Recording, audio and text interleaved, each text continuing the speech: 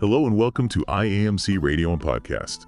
Today we're bringing you the top news headlines for June 18. Our mission, as always, is to explore the most important nuggets of knowledge from the day's events, giving you a clear, concise understanding of what's happening around the globe.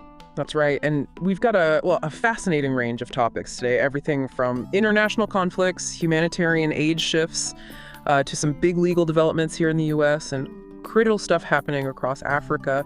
Our goal really is to break these stories down, get to the core facts, and help you see the bigger picture. Make sure you're informed, but, not totally swamped. Okay, let's start our exploration then. There's a headline sparking quite a bit of talk in the humanitarian world. Aid deliveries by farms led by U.S. military veterans spark concern from humanitarian groups. So this is about a trend, right? Private firms like Fogbo, Safe Reach Solutions, often led by ex-U.S. military, ex-intelligence folks, now delivering aid in places like South Sudan, Gaza, active conflict zones.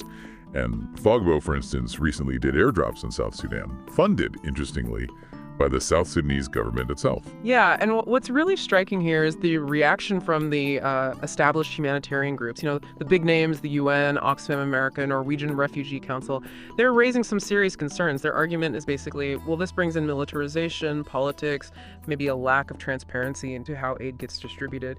They're asking, can these for-profit companies truly stick to those core humanitarian principles, neutrality, independence, especially when they're working so closely with governments who are actually fighting in these conflicts? That's a really critical point about neutrality. Yeah. So when you talk about a firm like Safe Reach Solutions in Gaza partnering with a U.S.-backed nonprofit, and Israel says this group is key to a new aid system.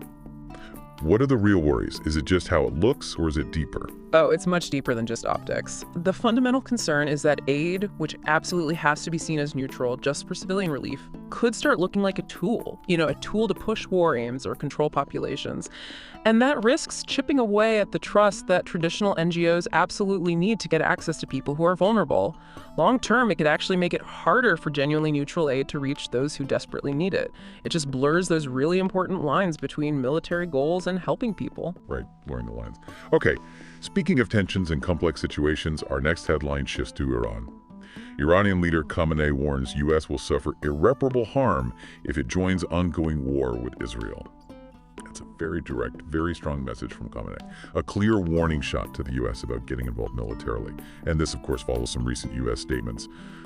President Trump's remarks on Truth Social about knowing Khamenei's location, demanding unconditional surrender. Yeah, and this really ramps up the focus on, escalating words and the very real potential for a wider conflict, a much more dangerous one.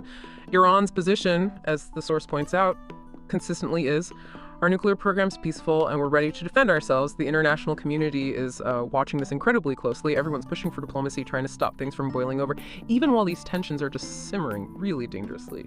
Miscalculating here. The consequences could be huge. And then from Tehran itself, a headline that really brings home the human side of all this.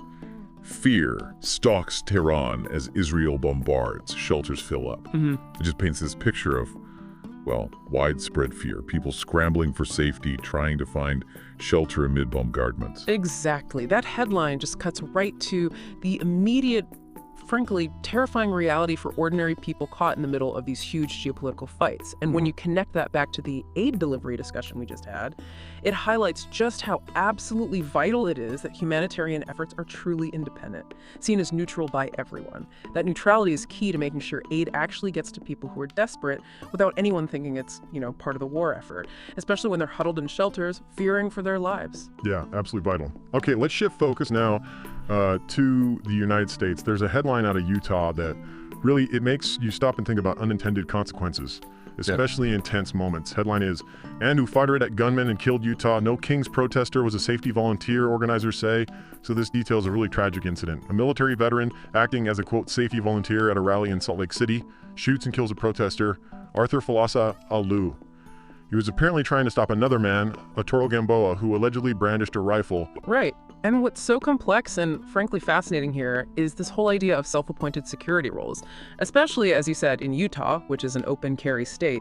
That adds another layer. The rally organizers say these volunteers are usually unarmed, focused on de-escalation. So the police investigation now is crucial. Was the shooting justified? Legally? This whole scenario just really underscores the huge challenges of trying to keep order and safety at large public events, particularly when guns are present and intentions can get misread so easily, leading to, well, awful, unintended outcomes. And it's worth remembering the victim, Lou, he was a successful fashion designer, a figure in the community, just adds to the tragedy. A very complex situation indeed. And sticking with legal matters, another significant one from Minnesota. Man charged with killing prominent lawmaker could face a rarity for Minnesota, the death penalty. So an individual charged and the possibility of capital punishment is on the table, which, as the headline says, is very uncommon for Minnesota. And this really flags up, how different justice systems can be state by state, especially on something as big as the death penalty. Just the possibility of it being sought in Minnesota signals how seriously this crime is viewed.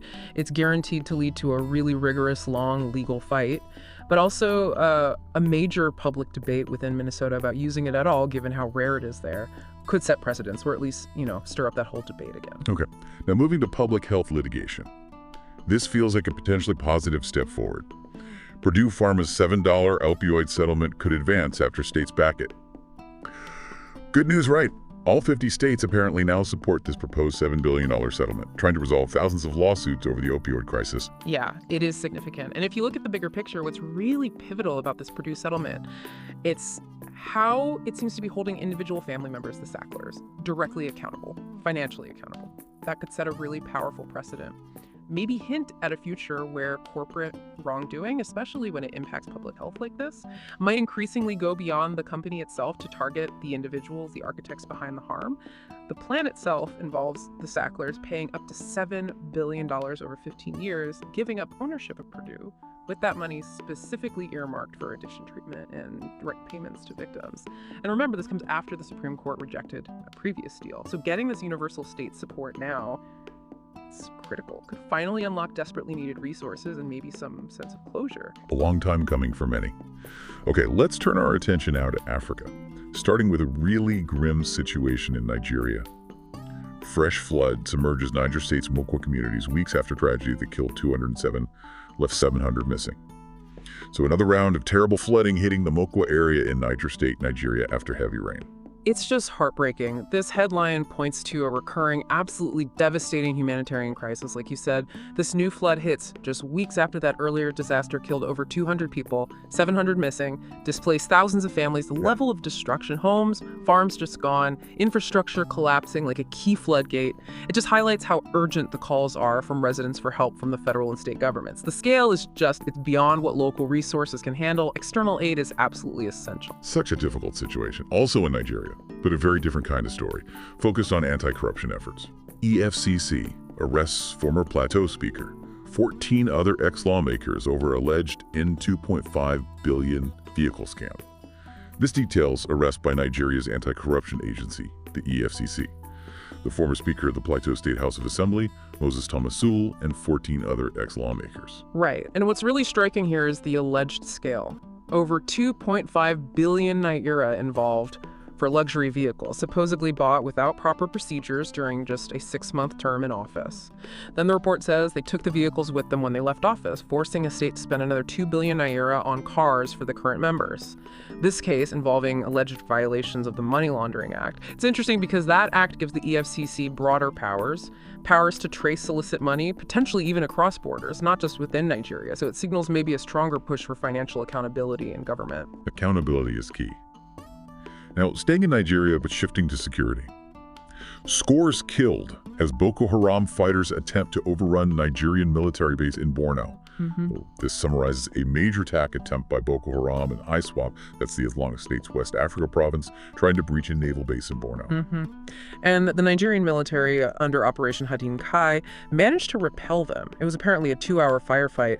They neutralized a significant number of terrorists, recovered bomb-making materials, prevented a major takeover. Now, there was some damage, an ambulance, a couple of vehicles destroyed, some personnel injuries, sadly. But the military's quick action, backed by air support, stopped the terrorists from hitting their main target, these new swamp bogies, which are apparently vital for clearing waterways in the Lake Chad area. So it really shows the ongoing tough fight against insurgency there and how security forces have to constantly adapt. A constant struggle indeed. Finally, a headline that really speaks to human rights, accountability, and the power of photojournalism. Photos show Kenyan police officers shooting a civilian at close range during protests. It describes a truly shocking incident. An AP photographer captured images of a Kenyan police officer shooting an apparently unarmed civilian, a street vendor, in the head at point-blank range. This happened during a protest against police brutality in Nairobi. Yeah, shocking is the word, and it's especially alarming given Kenya's history. There have been accusations of extrajudicial killings by police for a long time. The fact this happened right out in the open, in front of journalists, and that the victim actually survived, though he's in surgery, it's just sparked massive outrage, locally and internationally. And the police moving quickly to arrest the officer involved. That suggests how seriously this is being taken, publicly and officially. This case, being so high profile, will absolutely be a major test of Kenya's real commitment to tackling police brutality and ensuring there's genuine justice, accountability. A critical test. Okay, to wrap up our headlines today, let's touch on a public health alert that could affect, well, many of us. Deadly listeria outbreak linked to chicken Alfredo fettuccine sold at Kroger and Walmart. Pretty straightforward, but important. A dangerous listeria outbreak traced back to chicken Alfredo fettuccine sold at big retailers. Kroger and Walmart mentioned specifically. Right. And this headline, while concerning, is also a really important public health warning. It's a reminder for all of us about, the need for food safety vigilance. What's kind of fascinating behind the scenes here is how public health agencies now use advanced tools like genomic sequencing. They can pinpoint the exact bacterial strain, trace it back to the source with amazing accuracy, and then issue these very targeted recalls. Yeah. So yes, these outbreaks highlight the importance of safe food handling, but also the incredibly swift, science-driven action by authorities and retailers to find these risks and protect public health. Good point about the science behind it. Well, that brings us to the end of our exploration of today's top news headlines. We really hope this has given you some valuable insights, helped you connect the dots between these significant, sometimes complex events happening around the world. Absolutely. And we really encourage you, our listener, to keep seeking knowledge. Keep engaging with these world complexities, with a critical but informed eye. Maybe something we talked about today, perhaps the nuances of aid delivery, or the questions around corporate accountability. Maybe that sparks you to look a little deeper into the stories shaping our world. Thank you for listening to today's top news headlines on IAMC Radio and podcast.